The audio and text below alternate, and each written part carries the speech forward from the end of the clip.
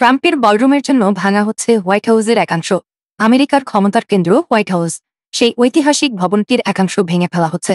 বিশ্বজুড়ে সাম্রাজ্যবাদী চক্রান্তের জাল বিছানো যে দেশ, তাদের প্রেসিডেন্টের বাসভবনেই চলছে ইতিহাসের সবচেয়ে বিতর্কিত সংস্কার। কথিত আছে, ট্রাম্প তার বিলাসিতার জন্য $25 কোটি খরচ করে হোয়াইট হাউসের ইস্ট উইংয়ে যোগ করছেন এক জমকালো বলরুম। যদিও তিনি বলছেন ব্যক্তিগত অর্থায়ন, কিন্তু অর্থের উৎস গোপন। ট্রাম্পের দাবি, তিনি ভবনে পূর্ণ শ্রদ্ধা দেখাচ্ছেন, অথচ ঐতিহাসিক অংশ ভেঙে ফেলা হচ্ছে। সাবেক ইতিহাসবিদরা এর স্বচ্ছতা নিয়ে প্রশ্ন তুলেছেন, বলছেন এই পরিবর্তন দেশটির ইতিহাসের চেয়ে ট্রাম্পের অহমিকারই প্রতিফলন।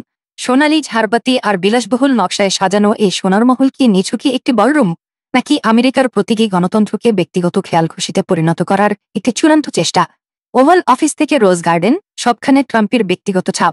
জনগণের টাকায় ঐতিহাসিক স্থাপত্য ভেঙে নিজেদের রাজকীয় চেহারা দেওয়ার এই মানসিকতা কি বিশ্বজুড়ে অন্যান্য তাবেদার শাসক গোষ্ঠীকে আরও বেপরোয়া করে তুলবে? এই সংস্কারের পেছনে আসল অর্থদাতা কারা এবং কেন তাদের পরিচয় গোপন করা হচ্ছে?